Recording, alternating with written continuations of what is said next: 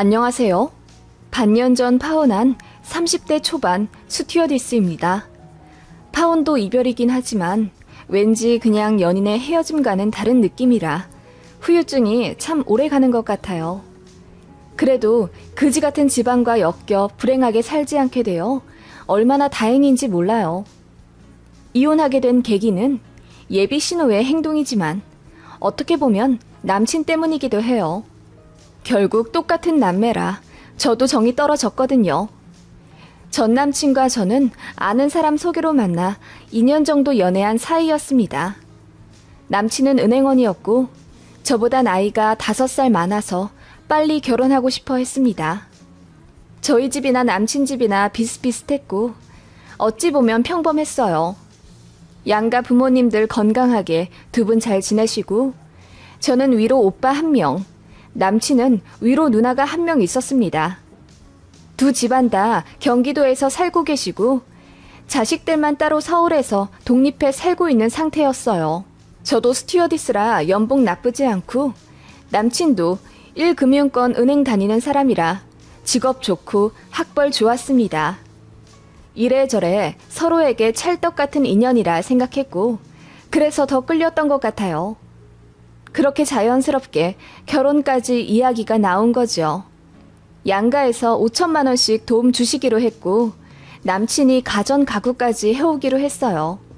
그리고 결혼 준비 비용과 신혼여행 비용은 둘이 반반 하기로 했고요. 그렇게 정하기까지 서로 의견 충돌도 거의 없었습니다. 싸우지도 않고 행복하게 준비하고 있었어요. 양가에서 반대 전혀 없었고 상대가 데려올 예비 배우자에 대해 좋게 생각하고 계셨습니다. 예비 시댁에서도 제가 키 크고 용모 단정하다며 많이 좋아한다고 들었어요. 남친네 집은 키가 다들 작은 편이라 170cm인 저를 더 환영해 주셨죠. 예비 시모랑도 연애 때 한번 식사한 적이 있는데 배우 선우은숙처럼 곱고 단정하신 분이었어요. 인자하시고 또 성격도 쾌활하셔서 저런 분이 제 시어머니가 되신다면 평생 잘해야겠다고 다짐했었죠. 시댁과의 생활에 대해 기대감도 있었어요. 시아버지 되실 분도 저를 벌써부터 마음에 들어 하신다고 들었기에 결혼하면 행복하겠다고 생각했죠. 그런데 예비 신우가 복병이었어요. 예비 신우는 남친보다 3살 많았고 대학교에서 강사하신다고 들었습니다. 지금은 강사지만 최종 목표가 교수라 준비를 하고 계신다고 하더라고요. 결혼은 하지 않았다더군요. 남친 말로는 파혼만 3번 했다고 하던데 그래서 그런지 이제 결혼의 뜻이 아예 없는 것 같아 보였습니다. 남자 쪽에서 다 파혼 요구했다고 하던데 이유 물어보니 남친이 말을 얼버무리며 얘기를 안 하더라고요. 이유가 있겠거니 생각했어요.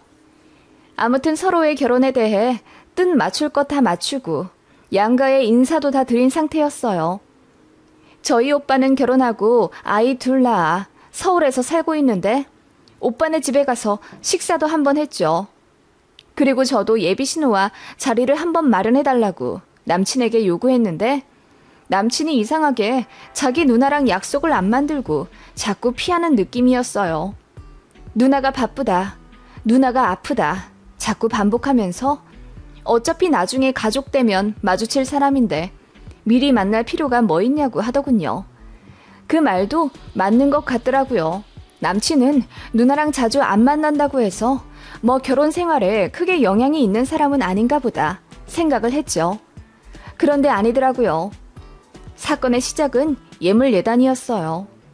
요즘은 예물예단을 거의 다 생략하는 추세잖아요. 예비시댁에 뭐 얼마 보내면 거기서 반 떼어서 다시 예비 신부에게 주고 그러기도 하고 반상기나 이불을 보내고 뭐 그러는 걸로 알고 있는데 저희는 허례허식을 딱 싫어하기도 하고 양가 부모님들도 그걸 원치 않으셨어요. 그래서 결혼하면 패백도 하지 말라고 하셔서 정말 간소하게 딱 식만 치르려고 생각했습니다. 그런데 예비 신우가 저희의 그런 진행이 마음에 안 들었나 봐요. 남친한테 자꾸 연락해서는 이렇게 해라 저렇게 해라 지시를 그렇게 한다고 하더라고요. 남친이 화를 내면서 끊길래 무슨 일이냐고 물어서 알게 되었습니다. 아니, 누나가 자꾸 예단은 받아야 한다고 해서. 아, 그래? 어떻게 하길 원하시는데? 근데 부모님들께서 이미 안 한다고 하신걸. 누나는 생각이 좀 다른가 봐. 해야 할 건 해야 나중에 탈이 없다면서 자꾸 정석대로 하자고 하네. 그 말에 저는 어쩐지 심란해졌어요. 저희 결혼인데 왜 누나가 나서서 뭐라고 하는지 이해가 안 갔거든요. 일단 생각해보기로 했는데 며칠 뒤 저에게 모르는 번호로 전화가 왔어요. 여보세요? 나 지훈이 누나 되는 사람이야. 아, 안녕하세요. 전화 받자마자 인사도 안 하고 다짜고짜 본인 소개부터 하는 예비 신호였습니다. 당황했지만 무슨 일이시냐고 여쭈었죠. 듣다 보니 내가 우라통이 터져서 아무리 요즘 결혼이 맥락 없다고 하지만 어떻게 예물 예단을 생략해?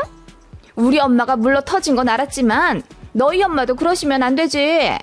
결혼은 남녀 둘이 하는 게 아니야. 가문과 가문이 만나는 거지. 예비 신우는 제 인사에 대꾸도 없이 그렇게 본인 할 말만 따발총처럼 늘어놓더라고요.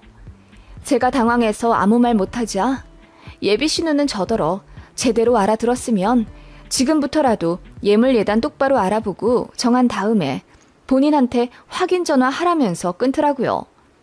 그렇게 전화는 끊어졌고 저는 너무 어이없는 상태로 한 5분 정도 얼어 있었네요. 사태 파악이 되자 화가 미친 듯이 올라왔고 바로 예비 신랑한테 전화 걸어 자초지종을 알렸어요. 당연히 불같이 화를 내며 저를 감싸줄 거라 생각했는데 예비 신랑의 반응은 생각과 달랐어요. 그래? 누나가 또 그렇게 얘기했어? 내가 누나 그 화법 때문에 자기랑 만나지 않게 하려고 했던 거야. 우리 누나가 말투가 좀 직설적이거든. 상처받았지? 미안. 이라고 하더군요.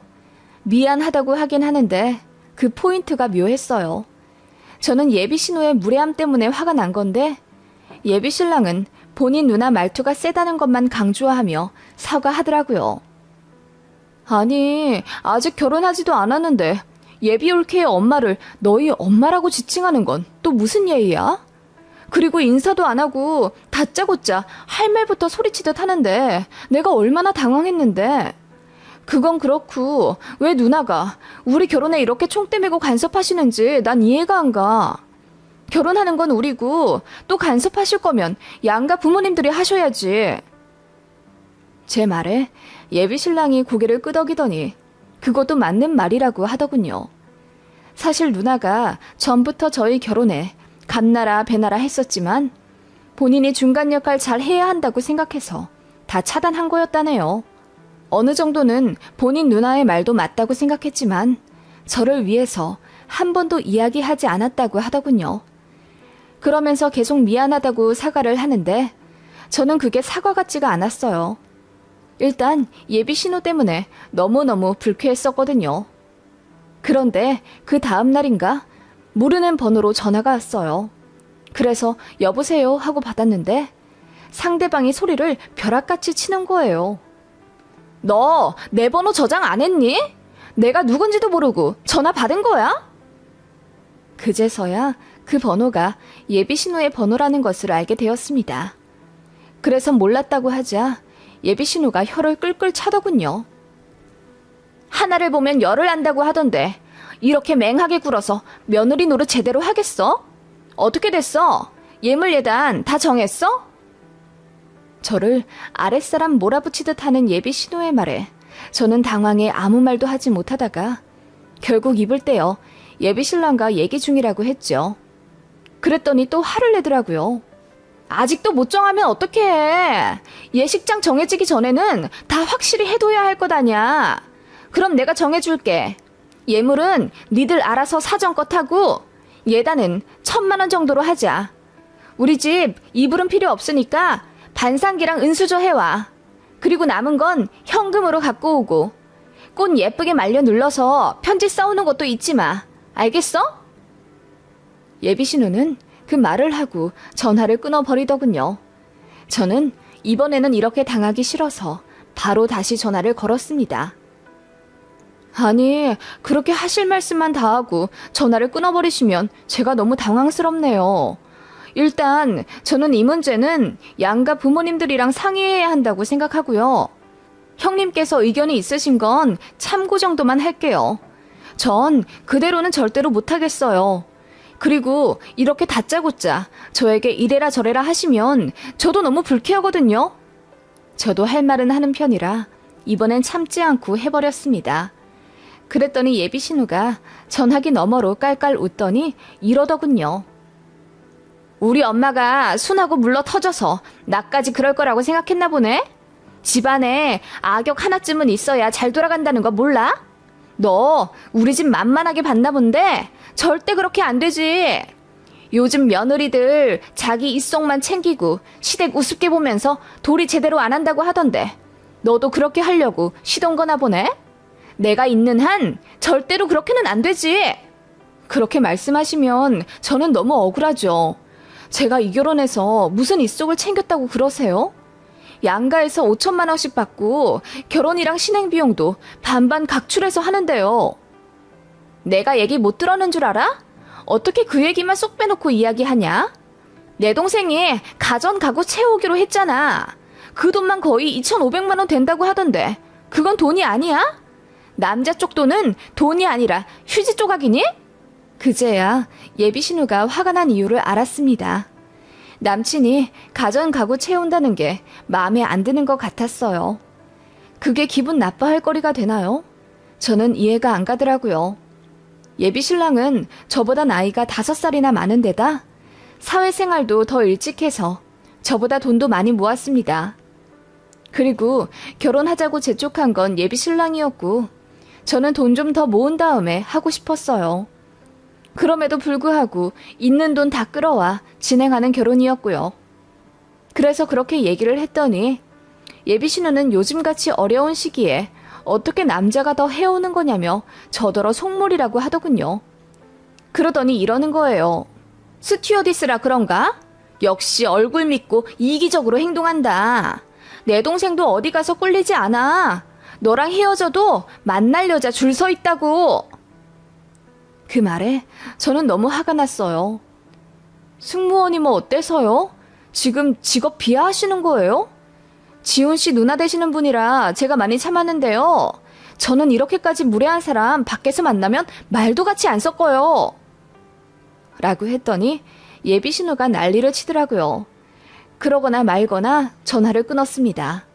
이쯤 되니 파혼 생각이 절실했어요. 그래서 엄마한테 이야기했더니 당장 파혼하라고 성하더군요. 친구들한테는 차마 이야기하지 못했어요.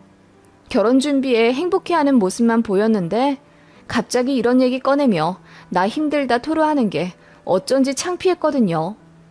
그래도 이대로 결혼 진행하는 건 무리가 있겠다 싶어 남친에게 얘기했습니다. 당신 누나 때문에 결혼 못하겠다고 했더니 남친이 회사에 반차까지 내며 저에게 달려오더군요. 미안해. 내가 우리 누나에 대해 더 설명을 해줬어야 했는데 우리 누나가 좀 그래. 가르치는 일을 오래 해서 말투가 너무 험해. 그래도 잘 들어보면 다 우리 생각해서 하는 얘기야. 우리 생각해서 하는 얘기라고? 나더러 승무원이라 얼굴 믿고 이기적으로 행동한다는데 그것도 그럼 날 위해 한 얘기라고? 그러자 남친이 얼굴이 벌개지며 아무 말 못하더군요. 그게 아마 누나가 말 실수를 좀 한 것 같아. 미안해. 누나가 예물예단 제대로 하자는 이유는 널 위해서야. 그래야 네가 당당하니까 나중에 시댁에서 불합리한을 당해도 할 말 할 수 있다고 하더라. 근데 그 말도 맞는 것 같더라고. 그러더니 제 앞에서 무릎을 꿇으며 제발 이해 좀 해달라고 빌더라고요. 저는 이 결혼 못할 것 같다고 당분간 만나지 말고 생각 좀 해보자고 했습니다. 그런데 그 후부터 정말 어이없게도 예비 신우로부터 전화가 오기 시작했습니다. 당연히 안 받았죠. 그러니 이번엔 예비 시모에게 전화가 불나듯 오더라고요. 그래도 같이 식사도 했던 분이고 저를 참 예뻐해 주셨던 분인데 이렇게 말도 없이 파혼하는 건 좀 예의가 아닌 것 같아서 예비 시모랑은 통화를 하려고 전화를 받았습니다. 여보세요? 현준이? 얘기 들었다. 내가 할 얘기가 있으니 제발 한 번만 만나자. 응? 지훈이 누나 때문에 그러지? 걔가 하는 말은 우리랑 전혀 상관없어. 그렇게 예비 시모는 저에게 애절하게 빌며 제발 한 번만 만나 얼굴 보고 얘기해보자고 하시더군요. 그분 부탁을 거절하기도 어려워 그럼 주말에 잠깐 카페에서 만나기로 약속을 잡았습니다. 그리고 만나게 되었는데 예비 시모가 제 손목을 잡으며 눈물까지 글썽거리시더라고요. 예비 시모가 성격이 너무 불같고 독단적이라 안 그래도 저에게 이야기를 해주려고 하셨대요. 예비 시부모님은 저희 결혼 준비하는 것에 대해 아무 불만이 없고 더 못해줘서 미안할 뿐이라고 하시더군요. 그리고 정말 솔직하게 이런 말씀까지 하셨습니다. 현주가 내 며느리 되었으면 정말 좋겠지만 그래도 파혼을 한다면 현주 앞길 잘 풀리길 바라면서 보내줄 거야. 우리 지훈이도 어쩌면 다른 짝을 만날 수도 있겠지. 나는 사실 지훈이가 누굴 데려오더라도 지 누나랑은 최대한 접촉 안 하게 하려고 했다. 명절에 마주치지도 않게 하려고 했다고. 지훈이 누나가 신우짓이라도 할까봐. 그렇게 눈물까지 글썽이며 속마음을 보이는 예비 시모였고 저도 안타깝고 답답한 마음에 눈물이 나더라고요. 그런데 저 멀리서 누군가 쿵쿵거리며 다가오더군요. 처음엔 몰랐습니다. 워낙 거구의 몸이셔서요. 그런데 알고 보니 그분이 예비 신우더라고요. 사진이랑 너무 달라 몰라본 거였어요. 예비 신우의 갑작스런 등장에 예비 시모도 놀라 어떻게 알고 찾아왔냐고 하니 동생한테 물어서 약속 장소 알아냈다고 하더라고요. 예비 신우가 제 얼굴을 한번 빤히 보더니 본인이 사과를 좀 하고 싶다 하더라고요. 저는 그냥 됐다고 했어요. 이미 상처 너무 많이 받아서 얘기하고 싶지도 않고 파혼할 생각이라고 하니 예비 신우가 한숨을 쉬며 예비 시모에게 5분만 자리 비켜달라 하더군요. 예비 신우가 입을 열었습니다. 내가 너무 강하게 얘기해서 놀랐구나? 미안해. 그냥 그게 내 스타일이야. 대신 뒤끝은 없어. 결혼해서 내 식구 되면 너도 후회하진 않을 거야. 내가 정말 잘해줄 거거든. 예단 얘기 강하게 한 건 너도 할 건 해야 서로 당당하게 할 말하지 않을까 싶어서 그랬어. 네, 그런데 제 가치관이랑 너무 맞지가 않는 것 같아서 많이 당황스러워요. 어떤 결정을 하든 제겐 시간이 필요합니다. 그러자 예비 신우가 알겠다고 하며 본인이 말하는 조건만 지켜주면 예단 안 해줘도 된다고 하더군요. 그러더니 가방에서 주섬주섬 서류 봉투를 하나를 꺼내더군요. 읽어보라 하며 건네주어 열어봤더니 가관이었습니다. 예단하지 않는 조건으로 첫 번째는 시부모님께 일주일에 한 번씩 무조건 안부 전화드리기. 두 번째는 아이는 둘 낳기. 세 번째는 출산하고 나서 일 관두지 않고 정년까지 버티며 일하기였습니다. 그런 식으로 10가지 조항이 있더라고요. 다는 기억이 안 나지만 시부모님 생신 때마다 생신상 차려드리기도 있었고 명절에는 아무리 아파도 시댁에 무조건 와서 1박 하기도 있었던 것 같네요. 제가 그걸 보면서 안색이 파리해진 채로 얼어있는데 저 멀리서 예비 시모가 소리를 치며 뛰어오시더군요. 그리고는 짝 소리가 났습니다. 예비 시모가 예비 신우의 뺨을 때린 거였어요. 그 순간 카페에 있던 사람들 모두 정적이 되었죠. 저도 너무 놀라 눈동자만 굴리고 있었습니다. 예비 시모는 소리를 치며 너 그 종이 또 갖고 온 거야? 이번에도 네 동생 파혼시킬 거니? 내가 누누이 말했잖아. 너나 잘하라고. 그냥 가만히 있어주면 어디가 덧나니? 라고 하셨고 예비 신우는 억울해하며 누가 나한테 잘하래? 엄마 아빠 생각해서 이렇게 내가 총대 매주는 거잖아. 나한테 고마워하진 못할 망정 왜 날 때려? 라고 하며 방방 뛰더라고요. 그렇게 예비 시모는 저에게 그 종이를 빼앗아 찢어버리려 하셨고, 예비 신우는 그걸 막고자 둘이 몸싸움을 하시더군요. 저는 혼란 그 자체였습니다. 그래서 자리에서 일어나 도망치듯 뛰쳐나왔죠. 그리고 예비 신랑을 만나 이 모든 사실을 자초지종 다 이야기하며 울었습니다. 얘기 들어보니 이전에도 이런 비슷한 일로 파혼한 적이 있다고 하더라고요. 오랜 만난 여친이 있었다던데 왜 결혼 코앞에서 헤어졌나 궁금했는데 누나 때문인 것 같더라고요. 그래서 우리는 아무래도 안 되겠다고 파혼을 해야겠다고 말하니 예비 신랑이 저를 애절하게 잡더군요. 누나 말은 신경 쓰지 마. 앞으로 신경 안 쓰게 할게. 원한다면 누나랑 아예 안 만나도 좋아. 그런데 내가 예전에도 말했지만 누나도 같은 여자로서 너 위해 충고하는 거야. 같은 여자로서? 그게 무슨 헛소리야? 결혼하는데 네가 안 해온 것도 있고 그러니까 혹시라도 시집살이 당할까 봐 걱정해서. 내가 뭘 안 해가는데 우리 집에서도 똑같이 5천 해주고 결혼 준비도 반반하잖아. 나도 내가 모은 돈 3천만 원 다 털어서 결혼하는 거라고. 누나 말대로 가전가구를 내가 더 하잖아. 반반 결혼은 아니지. 그리고 내 연봉도 더 많고 너는 애 낳으면 회사 간두지 않아? 집 대출금도 내 월급에서 다 갚아 나갈 텐데 내가 그런 얘기 한 적 있어? 뭐라고? 그게 지금 진심이야? 그래서 오빠는 나랑 결혼하는 게 손해보는 거라고 생각했던 거야? 손해는 아니지만 그냥 그렇단 얘기야. 그러니까 예단이라도 제대로 하자고 주장한 게 누나였고. 근데 자기가 싫다면 하지 말자. 내가 누나 설득할게. 그리고 자기도 우리 누나 진심은 왜곡하지 말아줘. 그 말에 저는 현기증이 나더라고요. 이런 인간이랑 평생을 함께할 생각을 했다니 2년 사귀면서 전혀 몰랐습니다. 프로포즈 할 때도 저를 평생 공주 대하듯 잘 해주겠다더니 속으로는 계산기 두드리고 있었을 줄이야. 저는 더 얘기할 가치도 못 느껴 바로 파혼하자고 했네요. 그러니까 그 인간이 저더러 예식장이랑 신혼여행 예약한 건 어떻게 하냐며 위약금 생각해서라도 저더러 즉흥적으로 결정하지 말라고 하더라고요. 그 말에 저는 그 인간 뺨을 내리치고 말았습니다.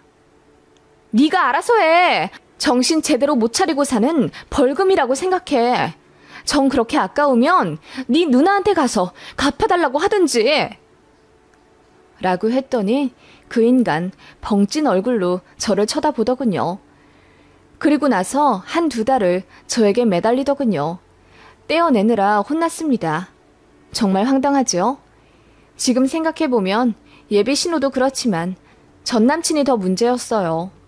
정에 이끌려 그리고 파혼했다는 소문에 휩싸이기 싫어 결혼을 진행하지 않은 게 다행이라고 생각했습니다. 한 가지 의문인 건 예비 시모는 그렇게 정상적인데 어떻게 자식들이 그럴 수 있을까요? 예비 시모도 한통속이었을까요? 이해가 안 가는 집구석입니다. 아무튼 전 남친은 결혼 준비 취소하면서 위약금 300만 원 물어냈다고 들었고 직장 내에 파혼 사유가 소문이 파다해져 망신당했다는 이야기를 들었습니다. 아마 소개팅이고 선이고 혼삿길 제대로 막히지 않을까 싶네요. 그리고 그 예비신호에 대해 알아봤더니 매번 파혼당한 이유가 예비시댁에서 퇴짜를 놓았기 때문이라네요. 성격이 너무 드세서요. 대학교에서도 인성 때문에 논란이 있었고 교수들이랑 강사들이랑도 같이 밥을 안 먹고 혼자 먹고 다닌다더군요. 학생들도 싫어하고요. 유명한 강사라고 하던데 아마 얘기 들으면 아실 분도 있겠네요. 그런 인간이 제 신호가 된다는 상상만 해도 몸서리가 쳐지네요.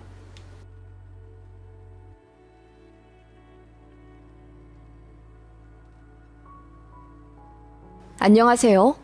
저는 작년에 이혼한 30대 초반 공무원입니다. 결혼한 지 고작 2년 반 만에 결국 이혼을 하고 말았네요. 그것도 아주 이상한 시댁을 만나 맘고생 많이 하고서 말이죠. 솔직히 사기 결혼 당한 거나 마찬가지긴 한데 그래도 아기 갖기 전에 이혼하게 되어서 어떤 사람들은 조상신이 도왔다고, 너무 잘 되었다고 하더라고요. 미혼 여러분들, 정말 결혼 잘하셔야 합니다. 저 같은 케이스도 있다는 걸 알려드리기 위해 글을 한번 써봅니다. 저는 복지 쪽 공무원이고 전 남편은 식품 유통 사업하던 사람이었습니다. 아버지랑 같이 한다고 했고 연순 수익 1억에서 2억은 얻는다고 하더라고요. 집에 돈도 좀 있고 부모님이 부동산도 여러 개 갖고 계신다고 들었어요. 그 사람과 결혼한 게 꼭 돈 때문은 아니었죠. 제가 업무로 많이 힘들어해서 공황장애까지 왔었는데 그런 저를 많이 보듬어주던 사람이에요.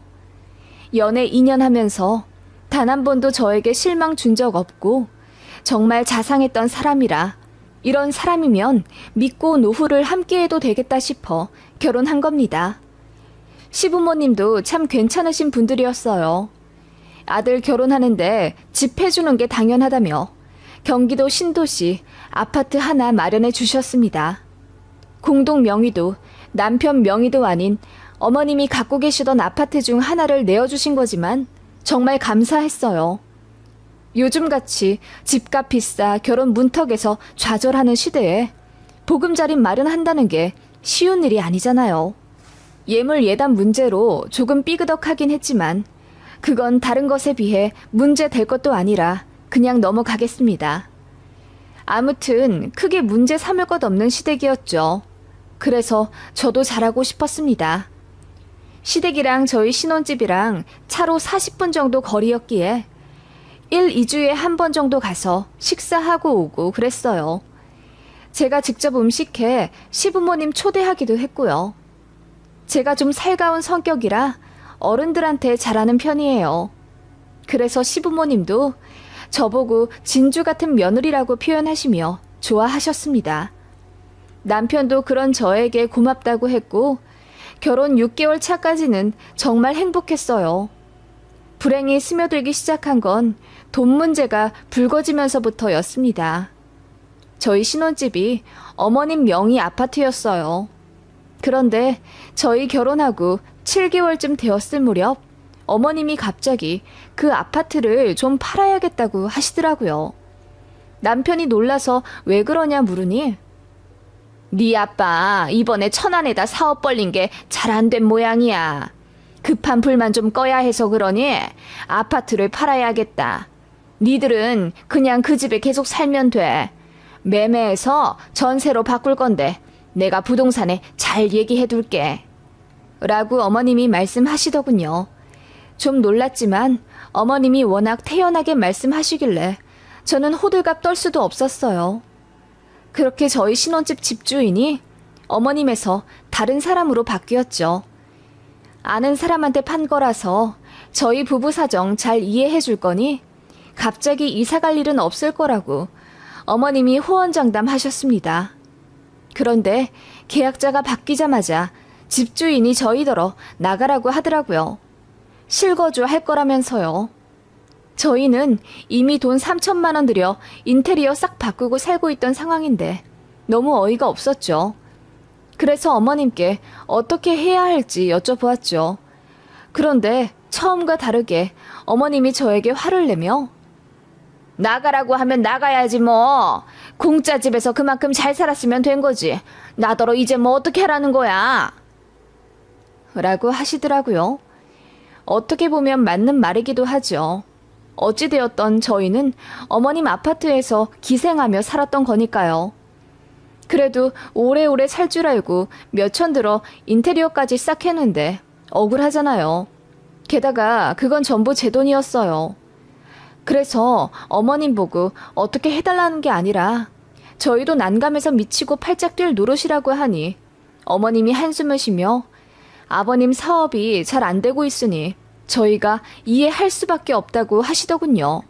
그렇게 한순간에 저희는 살던 집에서 쫓겨났고 급하게 대출받아 24평짜리 구축 아파트 전세로 들어가게 되었어요. 상황은 이해가 가지만 어머님 태도에 저도 상처를 받았습니다. 그래서 남편한테 시댁 관련 이야기 했다가 다투는 일이 많아졌어요. 남편은 처음엔 저에게 미안해 했다가 나중에는 그래서 뭐 나더러 어쩌라고. 엄마 말이 틀린 건 아니잖아. 우리 엄마 집에 얹혀 살았으면서 변수 생기면 감수할 줄 알아야지. 라며 화를 내더라고요. 시댁과 남편 모두 그렇게 저에게 뭐라고 하니 너무 화가 나면서도 한편으론 정말 제가 지금 속 좁게 행동하고 있는 건가 싶더라고요. 아마도 결혼한 지 1년도 안 된 시기에 일어난 일이라 저도 많이 혼란스러웠던 것 같습니다. 친정에 이야기했더니 부모님도 많이 황당해 하시고 또 화도 많이 내셨어요. 그런데 뭐 이왕 벌어진 일 자꾸 들춰봤자 서로 힘들기만 할 것 같으니 이번 한 번은 이해하고 넘어가자 하시더군요. 그런데 엄마가 저를 불러내 조용히 말씀하셨습니다. 지영아, 결혼하고 3년간은 애기 갖지 마라. 그 말에 저는 엄마를 의아하게 바라보며 왜? 엄마 나보고 빨리 애기 가지라고 했잖아. 나도 나이 들어서 출산하면 힘들다고. 잔말 말고 엄마 말 들어. 임신 최대한 미루고 조심해. 알았어? 엄마 말 꼭 명심해. 친정엄마는 그렇게 저더러 3년간 무슨 일이 있어도 피임을 하려며 신신당부를 하셨습니다. 지금 생각해보면 엄마의 촉은 정말 정확했죠. 아무튼 저는 친정엄마 말대로 최대한 임신을 안 하려고 노력했습니다. 그 와중에 남편은 자꾸 저에게 빨리 애기 갖자며 성화였고 시부모님도 사업상 급한 일 다 처리하고 나니 저에게 미안하다며 사과하시더군요. 그리고 아무렇지 않게 손주 얘기를 하시며 집안에 아기가 있어야 복이 들어오고 화목해진다고 저에게 임신을 재촉하시더군요. 그런데 그런 화기애애한 분위기도 잠시였네요. 신혼집 문제에 이어 또 다른 사건이 벌어졌어요. 아버님이 사업에 법적으로 문제가 생겨서 6개월 정도 영업 정지 처분을 받게 되었습니다. 그 일로 손해가 막심했어요. 아버님은 애써 태어난 척하며 다 수습할 수 있다고 하셨지만 어머님은 이번엔 표정이 심상치 않으시더라고요. 어쩌면 부동산 다 처분해야 할 수도 있다고 하시는데 저까지 마음 졸여지더군요. 저희 부모님은 두 분 다 공공기관 재직하시다 명예퇴직한 분들이시라 한평생 금전적으로 안정적인 집안이었습니다. 사고 싶은 것, 하고 싶은 거 다 하며 여유롭게 살진 못했지만 검소하게 돈 걱정 안 하며 살았습니다. 그런데 사업하는 집안은 정말 매일매일이 살얼음 길이더라고요. 친구 중 한 명이 저더러 사업하는 남자 만나지 말라고 했었는데 왜 그렇게 말렸는지 이제야 이해가 가더군요. 그래도 아버님도 워낙 잔뼈가 굵은 타입이셨고 시댁에서 가진 부동산도 시세 20억이 넘기 때문에 설마 망하진 않겠지 하는 믿음이 있었던 것 같아요. 남편도 아버님이랑 같이 일하면서 이해타산 빠르게 잘 꾸려 나갔었거든요. 그래서 믿었는데 뭔가 잘못되기 시작한 건지 시부모님 얼굴에 그늘이 지기 시작했어요. 시댁이 영업 정지 처분 받으면 제 남편도 월급을 못 받는 거예요.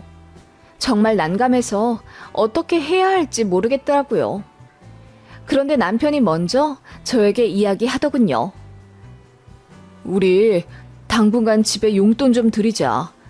200만 원 정도씩만 드리면 될 것 같아. 그 말에 제가 화들짝 놀라 시댁에 용돈을 드리자고? 200만 원씩이나? 내 월급이 200만 원 조금 넘는데 그럼 그걸 몽땅 다 드리면 우린 무슨 돈으로 생활해? 라고 했더니 남편이 그러더군요. 대출 받으면 되지. 공무원 좋다는 게 뭐야. 대출 잘 나오고 매달 꼬박꼬박 월급 들어오는 장점이 있잖아. 사업하는 집은 원래 좀 그래. 잘 될 때도 있는데 이렇게 어려워질 때도 있어. 그래도 이 고비 넘기면 돈 많이 벌 거야. 여보 힘든 거 나중에 다 갚아줄 테니까 조금만 이해해줘. 그 말에 저는 한숨밖에 안 나오더군요. 그래서 시댁 사업이 잘 풀릴 가능성은 확실하냐고 물으니 100%라고 하더군요. 예전에도 이런 일이 있었는데 잘 해결되었고 그 다음 연도에 3억 넘게 벌었다고 하더군요. 그래서 일단 6개월만 좀 시댁 도와주자고 하길래 한숨만 나왔지만 일단 알겠다고 했네요. 남편도 밤에 대리운전 뛰면서 알바하겠다고 했거든요. 시댁에 그렇게 용돈을 넣어드리니 어머님이 기다렸다는 듯 고마워. 일 잘 해결되면 다 갚아줄 테니까 너무 걱정 말고 알겠지? 라고 하시더군요. 그렇게 6개월 드리기로 한 200만 원은 어느새 220만 원, 250만 원씩 점점 불어나더군요. 어머님 아버님도 처음에는 고맙다 매번 얘기해 주시더니 나중에는 당연하다는 듯 받으시고 또 날짜 늦어지기라도 하면 재촉을 엄청 하셨어요. 그렇게 저는 전세 대출 이자와 매달 시댁에 들어가는 돈 그리고 생활비로 허덕여 지내게 되었습니다. 남편이 밤에 대리운전 알바를 한다고 해도 벌어오는 돈이 150만 원 남짓이었기 때문에 사실상 별 도움도 안 되었고요. 살면 살수록 눈덩이처럼 불어나는 빚을 처음으로 겪어봐서 저는 가슴이 매일 뛰는 불안장애를 겪게 되었어요. 가뜩이나 업무가 힘들어 예전에 정신과도 다닌 적이 있는데 결혼 생활마저 안정적이란 생각이 못 드니 마음이 많이 힘들어지더라고요. 그래서 한동안 끊었던 약을 다시 먹게 되었습니다. 남편도 많이 미안해했어요. 본인도 어쩔 수가 없는 상황에 답답해하는 게 느껴져서 저도 뭐라 원망을 못하겠더라고요. 6개월 안쪽으로 해결된다던 시댁 사업은 설상가상 다른 일이 터져 결국 파산 위기까지 놓여지게 되었습니다. 시어머니가 부랴부랴 가지고 있던 부동산들 다 처분했는데도 잘 안 풀리는 것 같더라고요. 시부모님 두 분 다 서초며 양재며 관공서와 변호사 사무실, 세무사 사무실 매일같이 드나드는데도 결국 해결을 못하셨는지 머리 싸매고 누우셨습니다. 그리고 저 결혼한 지 2년쯤 되었을 때 시댁 사업이 완전히 부도가 났어요. 시댁 아파트까지 내놓아 팔았는데도 수습이 안 돼요. 빚이 거의 12억 정도 남게 되었습니다. 저는 정말이지 이해가 안 가더라고요. 어떻게 사업이 망한다고 한순간에 빚이 생기지? 싶었는데 자세히 알아보니 아버님이 무리하신 부분이 있더라고요. 일은 이미 벌어졌고 수중에 남은 건 빚뿐이니 어머님이 대성통곡을 하시더라고요. 아버님은 끊었던 담배에 손을 대셨고요. 남편은 관련 계통으로 취직하면 된다지만 아무래도 본인도 같이 몸담았던 가족 회사다 보니 많이 힘들어했어요. 저 역시 막막하더라고요. 이대로 계속 저는 시댁에 생활비 들이며 살아야 하는 건가 싶어서 눈앞이 아찔해져 오기 시작했어요. 그런 제 맘을 눈치챈 건지 남편이 저에게 엄청나게 잘하기 시작하더라고요. 제가 떠나기라도 할까 봐서인지 집안일도 더 하고 혹시라도 제 심기 거슬릴까 말 한마디 조심하더군요. 그런 모습을 시어머니가 아니 꼽게 보셨어요. 시부모님이랑 같이 칼국수 집에 가서 식사를 하는데 남편이 제 젓가락을 챙겨줬어요. 그 모습을 본 시어머니가 갑자기 제 앞에 있는 수저를 집어 던지시더라고요. 너 우리 아들 돈 없다고 노예 부리듯 하는 거니? 우리한테 돈 좀 해줬다고 갑질하려는 거야? 어떻게 네 남편 엄마 앞에서 내 아들을 그렇게 막대해? 그 모습에 저는 너무 놀라 눈물까지 나왔습니다. 남편이 서둘러 수습하려고 엄마, 사업 문제로 너무 예민해지신 것 같아. 그냥 내가 하고 싶어서 하는 거야. 와이프 고생 많이 하잖아. 라고 했더니 어머님이 그 말에 더 날뛰시며 고생을 하긴 뭘 고생을 해. 사무실 가만히 앉아서 돈 따박따박 받아먹는 공무원이 세상사 뭘 안다고. 가족끼리 원래 서로 힘들 때 돕고 그러는 거지. 나는 니네 결혼할 때 뭐 안 해줬니? 나중에 사정이 그리 되긴 했지만 아무튼 니들 집도 해줬잖아. 그러면서 엉엉 우시더군요. 그 바람에 칼국수 집에 있던 사람들 다 어안이 벙벙한 채로 저희를 보길래 창피해서 밥도 제대로 못 먹고 나왔습니다. 그날을 계기로 저는 시댁에 왕래하지 않겠다 선언했고 남편도 받아들였습니다. 그랬더니 시어머니가 더 노발대발 하시더군요. 가뜩이나 힘든데 며느리가 도리도 안 한다면서요. 그쯤 되니 이혼 생각이 절로 나더군요. 출근해 일하는데도 눈물이 줄줄 나와 정신과 약 없이는 하루를 버티기가 힘들었습니다. 그래도 머리와 가슴은 따로 노는지 저에게 절절매는 남편에게 어쩐지 연민이 생겨 고민이 깊어지던 나날들이었어요. 그러다 결국 이혼하게 된 결정적인 사건이 있었습니다. 어머님이 사업이 잘 안 풀린 걸 제 탓을 하기 시작하더군요. 아들 결혼 전엔 분명 잘 되던 사업인데 어쩌다 이렇게 되었을까? 집안에 사람 잘못 들어오면 망한다더니 그 짝은 아닐까 싶네.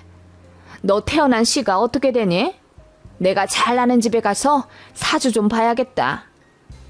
라고 하시며 제가 시댁에 폐를 끼친 원인 제공자 마냥 몰아붙이시더라고요. 그래서 저도 말도 안 되는 말씀을 하시네요. 어떻게 아버님 사업이 저 때문에 망해요?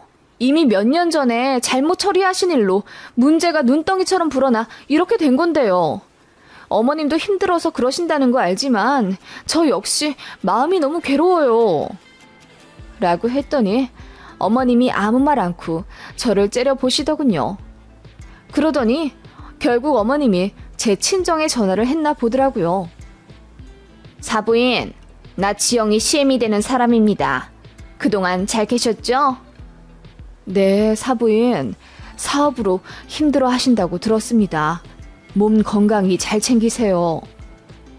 그렇게 안부 인사를 주고받으시다가 시모가 본론을 꺼내셨다더군요. 다름이 아니라 지영이가 몇 시에 태어났죠? 태어난 시 말입니까? 우리 지영이 새벽 5시 동틀 때 태어났죠. 그건 왜 물으시는지요? 아, 지영이가 아무래도 우리 집안이랑 잘 안 맞는 것 같아서 내가 잘 아는 집에 가서 좀 물어보려고요. 네? 그게 무슨 말씀인지요? 친정엄마가 화들짝 놀라 묻자 시어머니는 그냥 그런 게 있다며 전화를 끊으셨다더군요. 엄마한테 그 얘기 듣고 나서 저는 열불이 터져 미치는 줄 알았습니다. 시어머니는 그렇게 제 태어난 시를 들고 점집에 가 사주를 보았다더군요. 그런데 그 역술인 말이 저랑 남편이랑 상극이라 남편이 잘 안 될 수밖에 없는 관계라고 했대요. 그 말을 듣고 시어머니가 난리를 치며 저희 집에 찾아오셨더라고요. 너 때문 맞잖아. 잘 되던 사업이 왜 한순간에 망하나 했어. 다 너 때문이야. 라며 저에게 삿대질하며 따지시더군요. 저도 맞서 싸웠지만 어머님의 흥분에 당할 재간이 없더라고요. 그렇게 서너 시간 저에게 퍼부어대고 나가신 후 어머님은 제 친정에 전화를 거셨다더군요. 시댁 망한 게 저 때문이 맞으니 책임지라고 했답니다. 친정엄마가 그게 무슨 말도 안 되는 소리냐며 황당해 하니까 시어머니가 엉망진창 사주를 가진 딸을 보냈으면 책임을 지라고 했다는 거예요. 지영이 때문이니까 사부인도 책임의식을 가지셔야죠. 그 소리에 친정엄마가 벼락같이 소리를 지르며 오래 살다 보니 별 미친 소리를 다 듣겠네. 이봐요. 그 말 그대로 법원 가서 판사 앞에서 한번 해보시죠. 당신 정상인 취급받는지 안 받는지 확인해 봅시다. 라고 했더니 시어머니가 움찔하며 전화를 끊으셨다더군요.